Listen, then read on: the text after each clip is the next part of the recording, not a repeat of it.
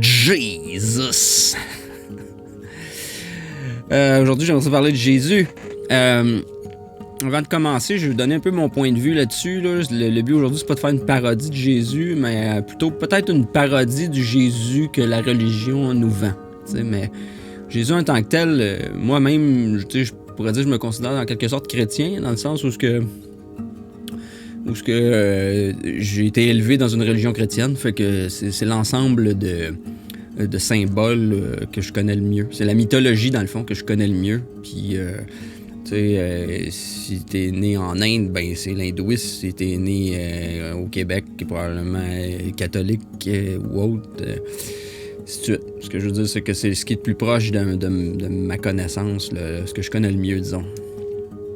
Fait que, moi, personnellement, je crois pas qu'il y a eu le Jésus dans la Bible, que c'était un vrai personnage, un Jésus historique. Là. Je crois pas au Jésus historique dans le sens le Jésus qu'on veut nous faire croire que c'est là, dans la Bible ou par la religion. Là.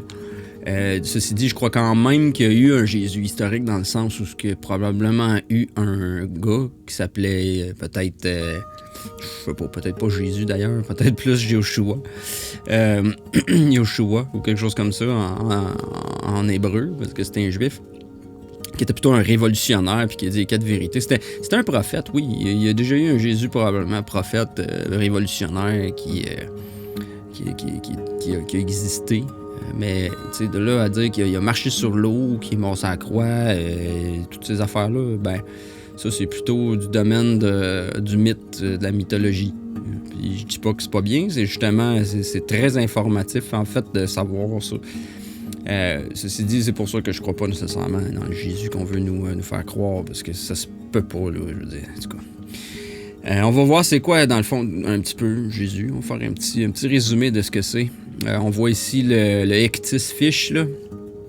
On va voir c'est quoi. Le IHS, le yes, là, en grec.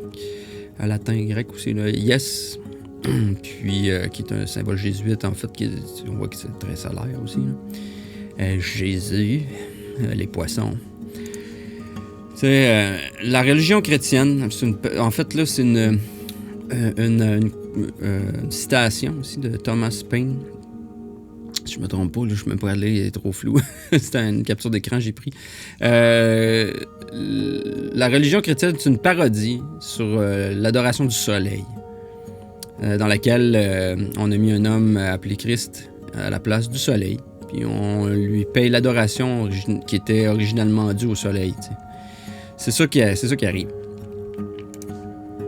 Jésus, c'est le soleil. Pour s'en convaincre, on va lire un petit peu quelques versets. On va se faire un résumé. Je dis souvent dans mes vidéos, Jésus, c'est le soleil. Ben oui, c'est ce qu'il représente. 1 Jean 1,5. La nouvelle que nous avons apprise de lui et que nous vous annonçons, c'est que Dieu est lumière et qu'il n'y a point en lui, point de ténèbres. Fait que, tu sais, Dieu est lumière. Dieu, c'est la lumière aussi, tu sais. C'est l'information, c'est la source de vie. Dieu est lumière. Puis qu'est-ce qu'on dit aussi dans Jean 14, 7 à 14? On dit, puisque vous me connaissez, vous connaîtrez aussi mon Père. Dès maintenant, vous le connaissez et vous l'avez vu. Philippe lui dit, Seigneur, montre-nous le Père, cela nous suffit. Jésus lui répond, il y a si longtemps que je suis avec vous et tu ne me connais pas, Philippe? Celui qui m'a vu a vu le Père. Comment peux-tu dire, montre-nous le Père? Tu ne crois donc pas que je suis dans le Père et que le Père est en moi? Les paroles que je vous dis, je ne les dis pas de moi-même. Le Père qui demeure en moi fait ses propres œuvres. Croyez-moi, je suis dans le Père et le Père est en moi. Si vous ne me croyez pas, croyez du moins à cause des œuvres elles-mêmes. Amen, amen, je vous dis, celui qui croit en moi fera les œuvres que je fais.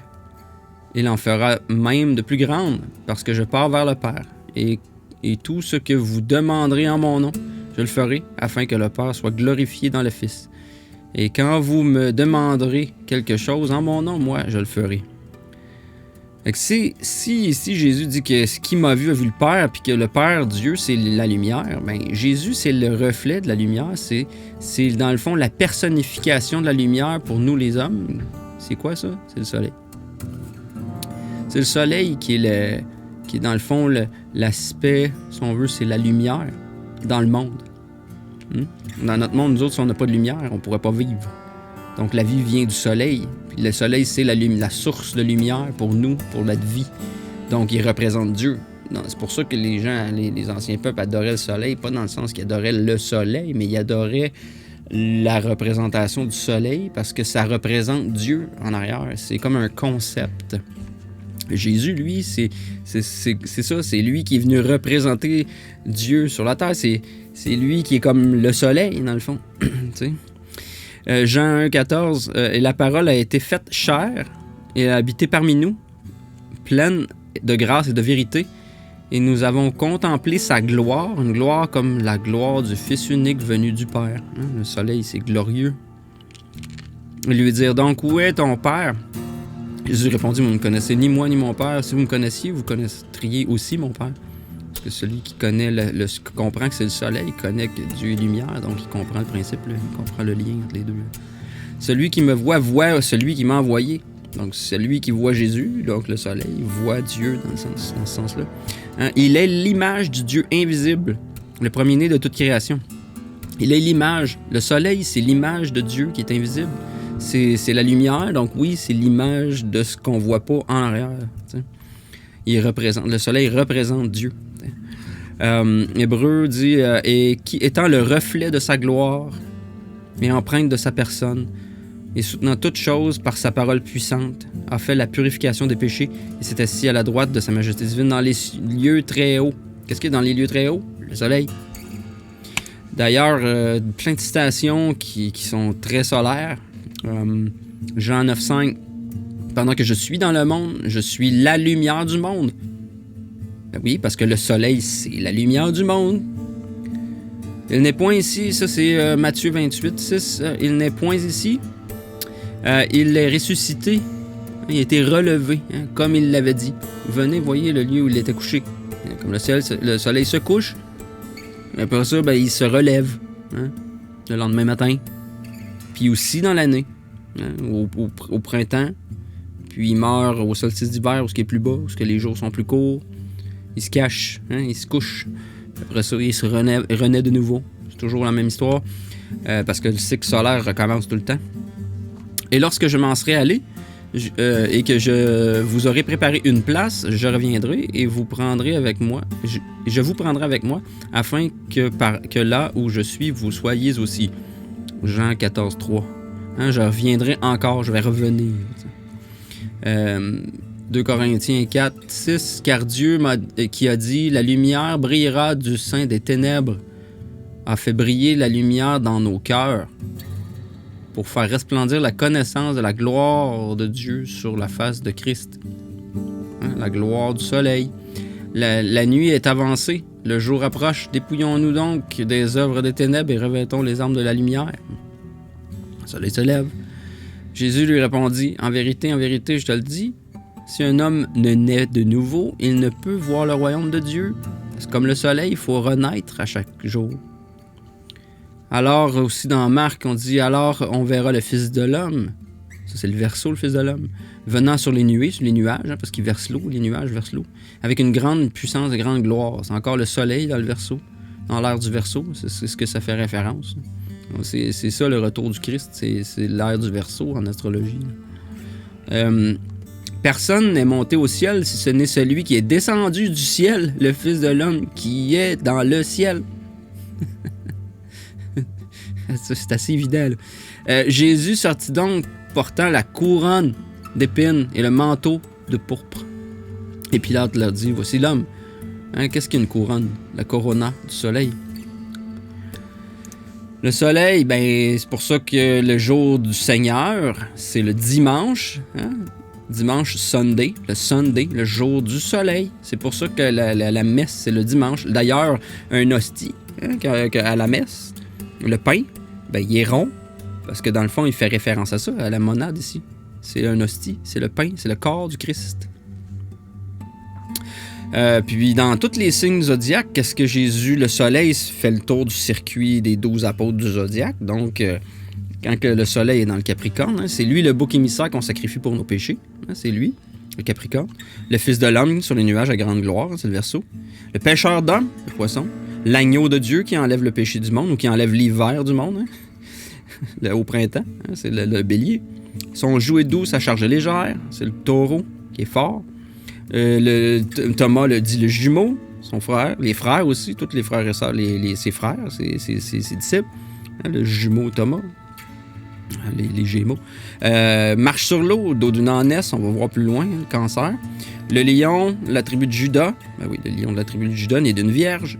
Le juste qui porte la croix dans la balance. Trahi par Judas dans le Scorpion. Et mort par les clous ou la lance du centurion. Le centurion. C'est le Sagittaire. On va explorer quelques détails de plus. En passant souvent le monogramme ici utilisé par les jésuites, entre autres, qui est IHS, qui se dit yes. On va voir un petit peu c'est quoi. C'est plus loin, oui. C'est un symbole jésuite, mais tu sais, on voit ici aussi que dans la prononciation, tu sais, on pourrait dire Jésus, ça se dit Yoshua en hébreu. Puis ça vient de Yahoshua. Ça vient de Yahweh. Mais le son Ya, c'est IE aussi. IE a été utilisé beaucoup par, dans le fond, les Grecs, c'est Iao, c'est Jupiter. Ça fait référence à Jupiter. Puis aussi à Bacchus, parce que Iunissi, ça vient de ça ressemble beaucoup à Dionysos.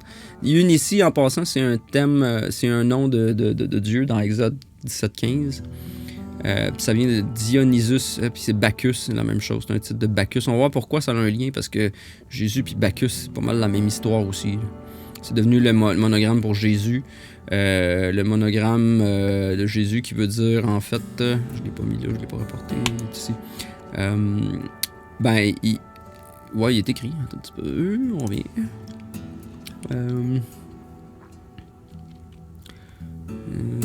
C'est ça. Jésus, ça veut dire Jesus Hominium Salvator ou In Hoc Signo. Que ça veut dire que, dans le fond, le sauveur. Jésus le sauveur. Puis c'est ça se dit yes. En passant, yes, c'est un mot solaire. C'est de là que le mot yeah, comme year, l'année, le mot year en anglais vient de là. Ça vient yes. Yes, c'est solaire, comme on peut dire aussi salut. Salut, ça vient du soleil. Soleil. Je vais revenir plus tard, je voulais juste le mentionner ici, parce que yes, ça veut dire le soleil aussi. Puis c'est assez évident là, dans la représentation ici. Là, j'ai les 3 clous qui ont la croix, Jésus, ensuite. Pourquoi je mentionnais Dionysus, tout ça, c'est aussi pour faire le lien ici. Dans l'histoire de Dionysus, il est sur un âne, lui aussi, il monte un âne, comme Jésus le fait pour arriver à Jérusalem. Il y a un bel article ici, la constellation, je vais la paraphraser en français, la constellation du Cancer elle marque le solstice d'été pendant les 2 milléniums, dans le fond, les 2 précédents milléniums qu'on a vécu, parce que à l'ère du Bélier, en fait, pendant que l'ère du Bélier était à l'est, au solstice, on a le Cancer. Fait que, puis à cause de la précession, ça change. Là, on est rendu, c'est le Gémeaux qui est au solstice. Mais à l'époque où ces histoires-là ont été écrites, le solstice, c'était le Cancer qui était là. À cause de la précession, c'était la constellation du Cancer qui arrivait en même temps que le solstice d'été. C'est ça que les anciens Grecs appellent la constellation Karkinos. C'est relié au sanskrit, l'hindou. Excusez. Karka. C'est drôle parce que, tu sais, si vous avez suivi mes vidéos aussi, vous comprenez que tout ce qui est syncrétique là, du cancer, ça a les mots cancer, il y a CA, il y a R comme Kra, Arc, l'Arche, l'Argonavis aussi, qui est une constellation du cancer, l'Arc. Pourquoi qu'il y a ça? Il y a tout le temps ce son-là, Barque, Crabe, Arche, Kra, Arc. Tout ça, c'est une phonétique qui est utilisée pour représenter le cancer. Même dans le sanskrit, là, même dans le grec, là, dans le français, en anglais, je veux dire, ça vient de là. La raison pourquoi la constellation Cancer, le crabe, la façon que le crabe bouge, il bouge à l'envers, il bouge de côté. Fait que ça fait référence à la précession du Cancer, le crabe qui recule, qui marche de côté. Qui s'en va de côté. Le beetle, là, ça peut être aussi le scarab. Scarab, c'est les mêmes mots. Scarabée, que les Égyptiens, eux autres, utilisaient le scarabée pour représenter le Cancer. Nous autres, c'est le crabe, scarab. Ou les deux ânes. Pourquoi? Il y avait aussi, il y a dans le Cancer aussi cette constellation qui est Acellus borealis et Acellus australis. Et c'est deux étoiles qui s'appellent dans Acellus, ça veut dire un âne.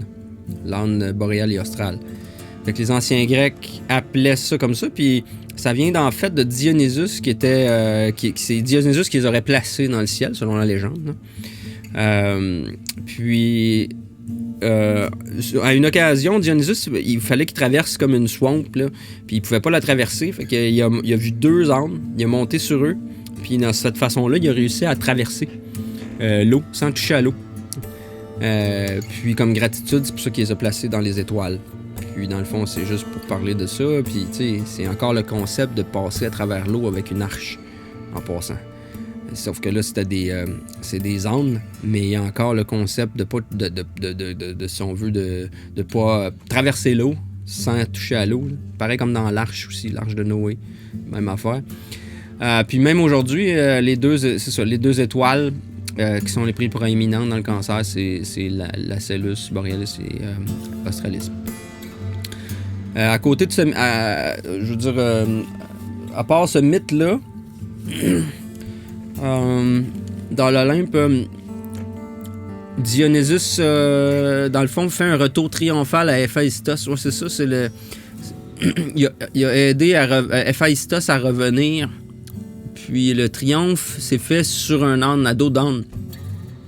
On voit ici les pitos, dans le fond, toutes les anciennes histoires, justement. Héphaïstos, puis Dionysus sur un âne. Même chose, Jésus. Il entre à Jérusalem sur un âne. Même histoire. Tu sais, dans Zacharie, c'est aussi juif. Même les Juifs, avant Jésus, parlaient de ça. C'était comme une prophétie du Messie, là. Zacharie 9.9. Elle dit votre roi vient humble et monté sur un âne. Hein, sur le petit d'une ânesse. Il est en français ici. Aussi, dans le Nouveau Testament, Jésus demande à ses disciples de trouver un âne qui n'a jamais été monté. Parce que, évidemment, un âne qui est dans le ciel, il n'y a jamais un homme qui a monté dessus. Fait que c'est ça, c'est encore une référence au fait que c'est un âne qu'on n'a jamais pu monter. Ben oui, c'est pas un vrai âne, c'est un âne dans le ciel, personne ne peut monter là. Une croyance aussi populaire... Attends, je vais sauter ici. Le fait que aussi un âne, c'était un peu stubborn, là, dans le sens que ça écoute pas très, des fois ça doit être dur un peu. Hein, c'est pour aussi symboliser le fait qu'il reste sur le même degré pendant 3 jours, comme le soleil au solstice, soit au solstice d'été ou au solstice d'hiver. Et il reste 3 jours. Il est mort 3 jours au même degré, il bouge pas. Autrement dit, à chaque... plus les journées avancent vers l'été, le soleil monte, il est toujours de plus en plus haut. Puis après ça, quand on atteint le tropique du Cancer, le point le plus haut, ça va rester le soleil va rester 3 jours là. 3 jours de temps, il va se monter jusqu'à ce point-là maximum. Puis là, après ça, il va commencer à redescendre, puis s'en aller vers l'automne, l'hiver, jusqu'au solstice d'hiver, puis il va arriver le 21 décembre, puis là, il va rester à chaque jour, pendant 3 jours, il va se lever, mais il va rester au plus bas degré pendant 3. Il bouge plus, si on veut. Fait que c'est les extrémités là, du cycle, des solstices. Ça fait un peu référence à ça aussi. Le fait que l'âne est un peu récalcitrant. On se rappelle aussi que dans nos tribus d'Israël, on a Issachar, qui est un âne robuste, hein, qui se couche dans les étables. Il voit que le lieu où il se repose est agréable et que la contrée est magnifique. Il courbe son épaule sous le fardeau, s'assujettit à un tribu, parce que dans le fond, c'est lui qui contient après ça le lion, qui est le cœur. C'est le cancer, c'est le chest dans lequel le cœur, le lion se trouve, le soleil se trouve. La conclusion de cet article-là, c'est que c'est pour ça que dans le fond, les ères précessionnelles précédentes du Christ, là, mettons l'ère du bélier, juste avant le Christ, si vous ne savez pas c'est quoi la précession des équinoxes, retournez voir mon vidéo là-dessus. Dans le fond, l'équinoxe du printemps se trouvait dans le bélier, hein, le bélier, pendant 2000 ans. Puis le solstice d'été était dans le cancer. Puis là, à cause de la précession, hein, maintenant la chrétienté, Jésus, le poisson, hein, est devenu le nouvel âge du poisson. Parce que là, on changeait. Fait que là, dans le fond, l'équinoxe du printemps, c'est la constellation du poisson qui se lève. Et au solstice d'été, c'est les Gémeaux maintenant. Pendant 2000 ans. Fait que, mais ça a quand même resté, parce que souvent ces écrits-là ont été faits dans cette période-là, donc ces mythes-là ont été reproduits et continuent d'être racontés. Puis, dans le fond, l'idée que Dionysus arrive sur a monté un âne sans toucher l'eau, c'est un peu comme Jésus qui a marché sur l'eau, qui est aussi une référence du cancer, qui marche sur l'eau, hein, qui marche de côté, le soleil qui se lève, puis il change de côté, là, quand il arrive au solstice. Il se lève un peu plus à l'est, puis là, à un moment donné, un peu plus plus au nord, puis plus au sud. Fait que, quand il change de bord, sa course au solstice, le lever du soleil bouge un petit peu. On dirait qu'il marche de côté. Fait que ça fait référence à marcher sur l'eau. Notre Jésus poisson, le poisson, on le sait, c'est l'ère du poisson, hein, Jésus. D'ailleurs, ce symbole avec les lettres grecques ichthys, le ichthys fish qu'on dit. Ichthys en grec, ça veut dire poisson. Mais les lettres en tant que telles veulent dire Jésus-Christ, God's Son Savior. Autrement dit, le Jésus-Christ, Dieu le Fils Sauveur. C'est le Fils de Dieu Sauveur, en grec. C'est encore, regarde, c'est pas pour rien qu'on utilise le symbolique du poisson. Comme je disais tantôt, le mot yes, on a vu IHS, yes, c'est solaire. Ça vient du soleil. Le mot year, soleil. On a l'ère... ce que je disais, c'est qu'on a l'ère du poisson, qui se trouve à être l'année précessionnelle de l'année 0 jusqu'à à peu près 2000-2100. On s'en va dans l'ère du Verseau maintenant. Mais dans le fond, on était 2000 ans dans l'ère du poisson. Et de l'autre côté, on a la Vierge. Hein, de son signe opposé, son descendant, c'est la Vierge. Donc, il est né d'une Vierge. Jésus, le poisson, né d'une Vierge. Et on a aussi... on sait que Pierre, c'est le chef de l'Église, hein, le Jew Peter.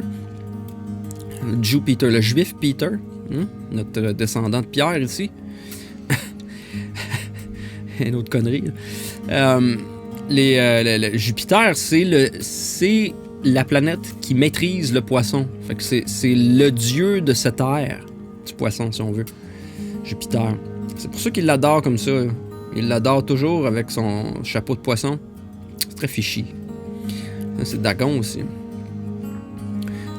Donc c'est pour... dans le fond, c'est pour symboliser l'ère du poisson de Jupiter.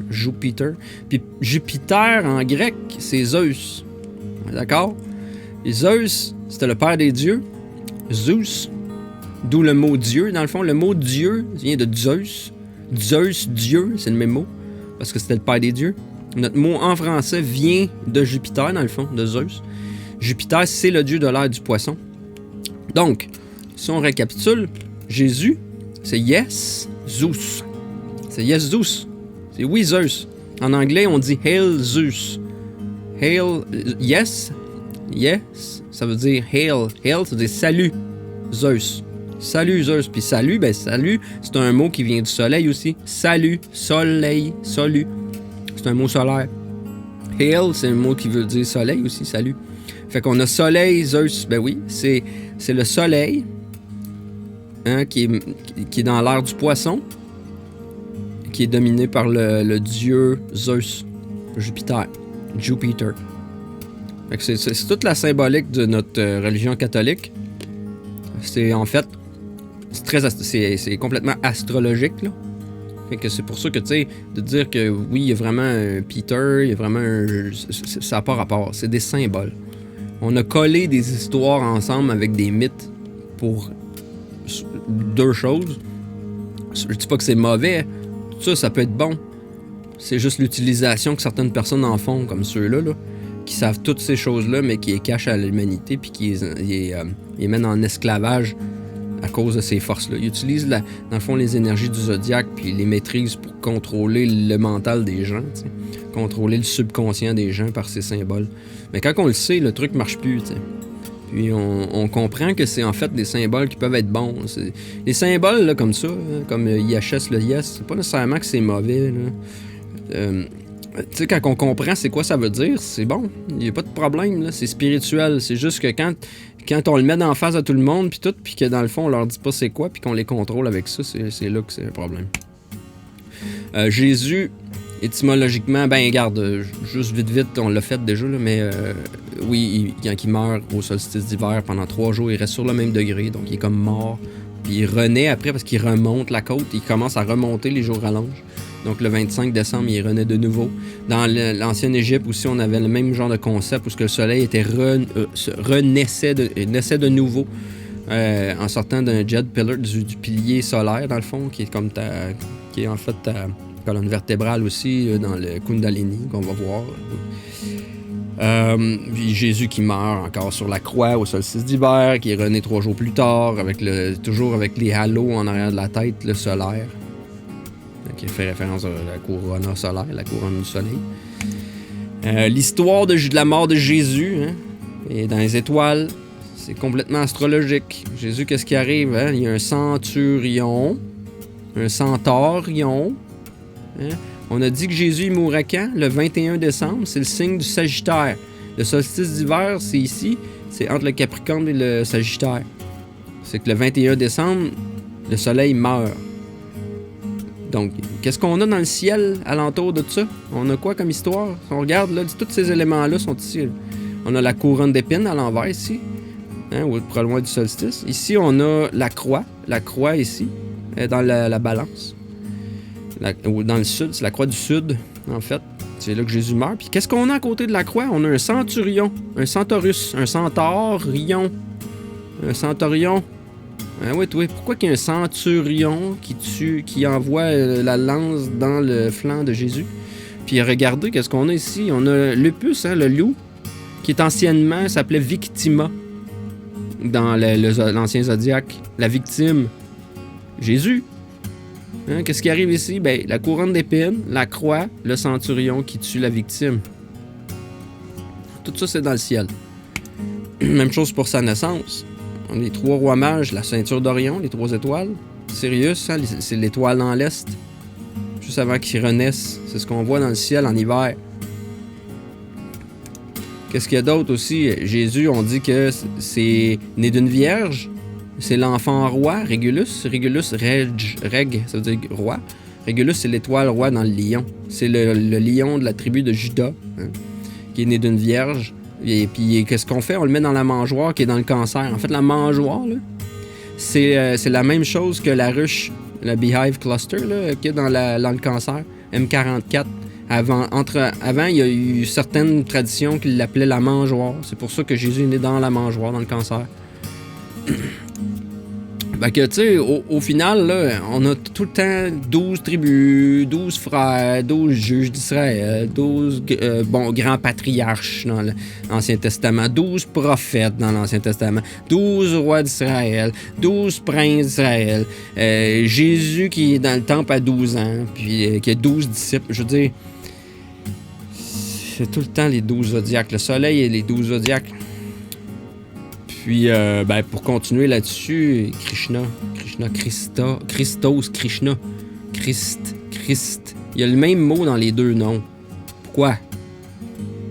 Parce que c'est la même chose. Fait que, tu sais, parce qu'en fait, quand tu comprends que la religion catholique, c'est de l'hindouisme, sauf c'est Babel, là. Babel a mélangé les langages, donc a mélangé les symboles. Fait qu'on a tout mélangé ça, on a mélangé les cartes, on a changé le skin. Moi, j'aime ça dire ça comme ça. C'est un peu comme à Fortnite, là. Les jeunes aiment ça changer de skin, changer la surface, mais ça change pas que le bonhomme il est pareil, là. Fait que c'est la même chose pour ça, ces histoires-là, c'est des mythes.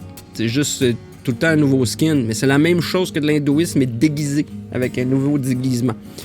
Là, on l'a utilisé, on en a fait un martyr, puis on s'en sert pour contrôler les gens. Fait qu'on l'appelle Jésus-Christ, puis dans le fond, c'est ça, on fait ce qu'on veut avec, mais si on a des parallèles entre Krishna et Christ, on a quoi? Ben, les deux sont nés d'une vierge.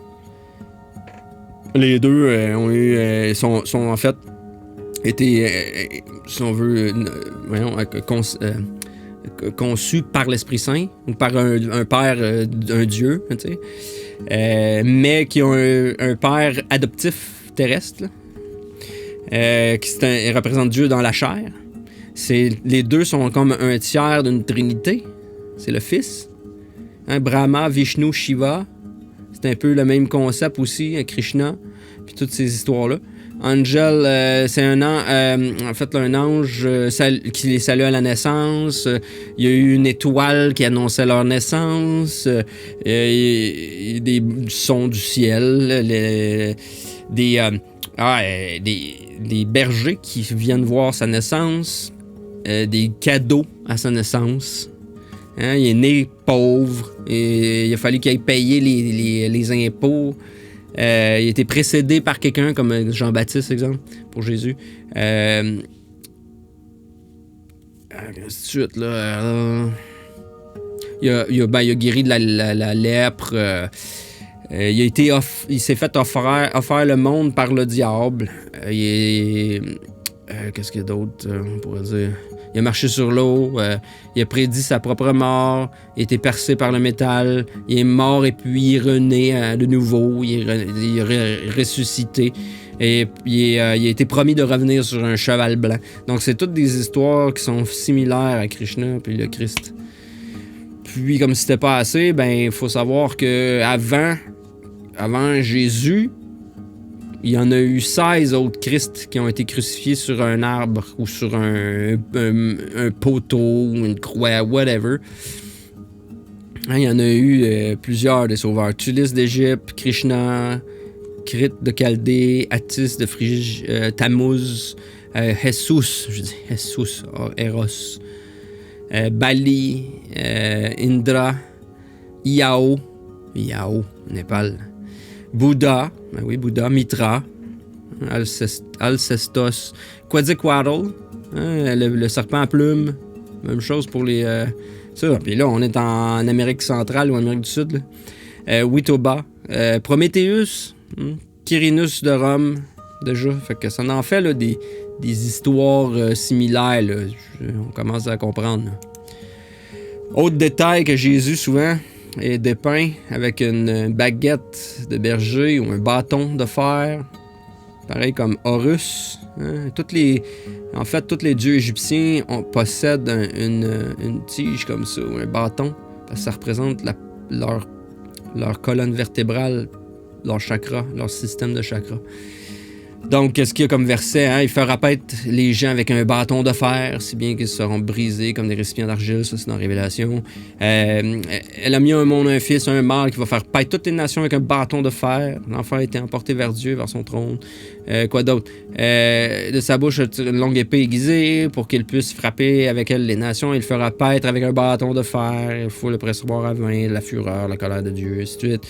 Un peu plus loin aussi, on a... Ah oui, il resta jusqu'au décès d'Hérode. Oui, puis il y a Hérode qui a essayé... Bon, tout ça, ils sont allés en Égypte. Étonnamment. Comment ça se fait qu'ils sont allés en Égypte? Et puis, il restait là jusqu'au décès d'Hérode pour que s'accomplisse ce qui avait été prononcé par Dieu à l'intermédiaire de son prophète quand il a dit « D'Égypte, j'ai appelé mon fils. » Eh oui. Amen. Amen-Ra. Amen. Pourquoi qu'on dit Amen? Ça vient de Amen-Ra, le soleil. Puis c'est pour ça qu'on l'appelle d'Égypte. Même son nom, j'ai appelé, dans le sens même appeler mon fils d'Égypte parce que son nom c'est Amen. Jésus dit je suis l'Amen aussi. Hein? J'ai fait ça dans une autre vidéo, là, mais je suis l'Amen. Il dit là, dans Révélation, le dernier chapitre, là, puis il y a d'autres places aussi. Puis tantôt on lisait un verset d'ailleurs, je vais juste le retrouver là, ici là. Hein? Pourquoi qu'il dit ici, croyez du moins à cause des œuvres allemandes. Amen, amen, je vous le dis, qui croit en moi fera des œuvres que je fais. Amen. Pourquoi que Jésus dit ça? Hein, comme dans Genèse aussi. Hein, le sceptre ne s'écartera pas de Juda, ni le bâton de commandant d'entre ses pieds. Hein, ben, Juda, c'est le lion, c'est le soleil, encore. Fait référence encore au soleil. Le bâton de commandant. Hein, c'est les chakras. C'est encore tout le temps le même symbolique. Puis parlant de ça, Noël, le Christ, hein, c'est pas le Christ dans la crèche. Né dans la mangeoire, hein, avec l'âne en plus, hein, avec l'âne à côté. La vache, les animaux du zodiaque, hein, tous les animaux dans la crèche, hein, avec les parents. Dans les chakras, ils sont en Égypte se cacher. Ils sont dans les On sait que pour les Juifs, l'Égypte, c'est les chakras du bas. C'est le plus bas chakra, les racines. La racine, c'est pourquoi rien qu'on le met en bas de l'arbre. On le met aux racines, on le met à la racine de l'arbre de Noël. Fait que, tu sais, c'est le petit Jésus, le chrism. Jésus, c'est le chrism. Juste avant, peut-être, le chrism, le claustrum. Le chrism, c'est le liquide cérébrospinal qui peut remonter ta colonne vertébrale. On appelle ça le chrism, le Christos, l'huile. Puis pour ça, Christ, ça veut dire onction, ça veut dire huile. C'est le claustrum qui est dans ton cortex cérébral. Le Santa Claustrum, Santa Claus, c'est ça parle de ça. C'est le colostrum. C'est l'énergie que tu éveilles quand tu éveilles ton serpent de Kundalini, hein, la canne de Noël avec la vrille encore, la même symbolique depuis la nuit des temps. Les guirlandes sur le sapin de Noël, les serpents sur la caducée. Le petit Jésus chrisme renaît le 25 décembre, hein, parce qu'il est mort le 21, mais là, il renaît le petit Jésus. Hein, en bas de l'arbre, le chakra racine. Et il est sage toute l'année, il y aura ses cadeaux. Fait que si t'es sage, autrement dit, si tu travailles ton Kundalini longtemps, chaque jour, pendant des années, ben tu vas te rendre jusqu'en haut, obtenir ton illumination. Hein? Il remonte ses chakras, puis il atteint l'illumination, les cadeaux du ciel. Hein? C'est sa glande sapinéale, sa glande pinéale, sapinéale, pinéale, ça qui vient du pain, hein, du sapin, les sapinés. La glande pinéale qui est ici en haut. Hein, le pays de lait ou de miel, que les Juifs appellent. C'est pour ça que la symbolique du Père Noël, après, hein, plutôt le pays de lait et de biscuits. Parce que qu'est-ce qu'il fait le Père Noël quand il est rentré donner ces choses? Il prend un verre de lait, puis il mange au lieu du miel, on utilisait les biscuits au chocolat. Parce que c'est sucré comme le miel. Fait que c'est encore une métaphore pour parler du lait et du miel. Quand tu as atteint l'illumination, tu as tes cadeaux. Tu as, autrement dit, la guérison, tu as l'illumination. Tu sais. Fait que c'est ce que le Père Noël fait. Là. Hein, pour le lait et les biscuits pour le Santa Claustrum. Fait que tu sais, Jésus, c'est ça. C'est tout ça. Ça représente tout ça. Fait qu'est-ce que c'est potentiellement une vraie personne qui aurait incarné tout ça dans la vraie vie? Je veux dire, on l'essaye de le faire dans la vraie vie. Oui, il y a probablement que Jésus faisait son Kundalini. D'ailleurs, c'est pour ça qu'il était illuminé comme il était. Mais tu sais, est-ce qu'il a marché sur l'eau? Est-ce qu'il a fait toutes ces choses-là? C'est des métaphores pour faire comprendre ces choses-là. Hein? Comme on l'a dit tantôt, hein? La religion chrétienne, c'est une parodie de l'adoration solaire. Fait que ce qui arrive, là, c'est en disant pas ces choses-là, tout ce que je parle, là, l'occultisme, là, dans le fond, l'occultisme, ça veut dire les choses cachées, là, les choses qu'on voit, qu'on sait pas, là, tout le côté caché de les religions. Parce que la religion, il y a deux côtés. T'as le côté exotérique, qui est ce qu'on apprend à l'église, là. Le côté exotérique, ça veut dire extérieur. Ça veut dire le côté qu'on voit, le côté connu, le côté évident, le côté qu'on met de l'avant. Par contre, on a un côté ésotérique, qui est le côté caché. Puis 101, ça prend les deux pour comprendre. Puis quand ce qu'on fait, ce que les grandes religions font, c'est qu'ils cachent. Donc, ils ont mis l'ésotérisme, ils l'ont enlevé. Fait que les gens ont pas dans le fond, t'as juste l'exotérisme, t'as comme la moitié, t'as juste le pilier solaire. T'as juste le pilier solaire, t'as pas le pilier lunaire qui t'explique. Hein? Le reflet du soleil, c'est la lune. La lune, c'est la nuit. C'est ce qui est caché. Donc, c'est le côté lunaire, le côté mythologique, le côté ésotérique. Toutes ces choses-là sont cachées pour donner seulement le côté solaire qui paraît aux yeux. Donc, ce qu'ils font, c'est qu'ils, dans le fond, ce que la religion catholique fait, le pape et tous les chefs religieux de ce monde, c'est que dans le fond, il déflecte, si on veut, je cherche le mot en français, là, mais il diverge ou au lieu d'envoyer l'adoration à Dieu, ils en font ils adorent le soleil. Ils amènent les gens à adorer le soleil sans s'en rendre compte. Tu sais, c'est que dans le fond, ils adorent des concepts et des idéologies, mais pas le vrai Dieu. Ils sont comme rabaissés à un niveau d'adorer le soleil. Fait que c'est pour ça la parodie. C'est triste parce que c'est ça qui amène tous les problèmes, puis les guerres, puis toutes les saloperies dans le monde, à cause que, dans le fond, on a caché les choses. Fait que c'est ça. C'est à ça que sert l'occultisme aussi. C'est à rassembler tout ça, puis dire, ben écoute, c'est pas laid. C'est ça le pire. C'est des beaux, c'est tout beau, ça.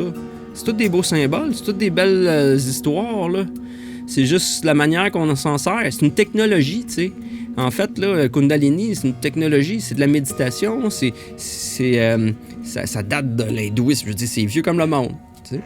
Fait que si les chrétiens savaient ça, ils seraient exactement au même pied d'égalité qu'une autre religion, parce que toutes les religions expliquent la même chose, mais vu qu'ils ont plus l'ésotérisme, ben, ils savent pas qu'ils parlent de la même chose. Fait que là, ils s'ostinent sur « Ah non, c'est Jésus, non, c'est Krishna, ah non, c'est Bouddha, ah non, c'est... » Mais dans le fond, c'est toute la même affaire. C'est juste que... C'est ça. On l'a caché. Puis on s'en sert. On en fait un martyr. Hein? On en fait un beau martyr, là. On le tue constamment. On en fait une poupée vaudou. On la met, tu sais, dans le fond, on met Jésus, là, on le met dans les maisons, là, sur la croix constamment, avec des épines sur la tête. C'est comme si on lui faisait une poupée vaudou et qu'on le tuait tout le temps, constamment. Puis on s'en fait vraiment une représentation comme si c'était... c'est macabre, là. Puis on sait que c'est le soleil. Fait que les gens, qu'est-ce qu'ils font? Ils pensent que Jésus, c'est Dieu. Fait qu'ils adorent Jésus. Puis ils adorent le soleil. Ils adorent pas Dieu. Tu sais? Mais en le sachant, t'adores pas les choses comme t'adores pas le soleil, t'adores pas Jésus, t'adores... Tu comprends les concepts, puis t'adores Dieu. C'est simple. Tu passes au-dessus, tu comprends à quoi servent ces choses, que c'est des allégories spirituelles. T'sais? C'est comme l'astrologie, c'est pas mal. C'est ce qu'on en fait, c'est une technologie. Qu'est-ce qu'on en fait? On en fait du mal, comme eux, ou on peut en faire du bien, parce qu'en sachant ça, on peut s'en sortir. On a plus toute cette illusion part, on comprend, puis tout le pouvoir de ces personnes-là est nul. Puis nous, on a notre souveraineté. On reprend notre colonne vertébrale. Hein? On reprend notre colonne vertébrale comme les dieux égyptiens. On la possède, on la maîtrise, on remonte nos chakras, on devient illuminé. Puis bye bye religion.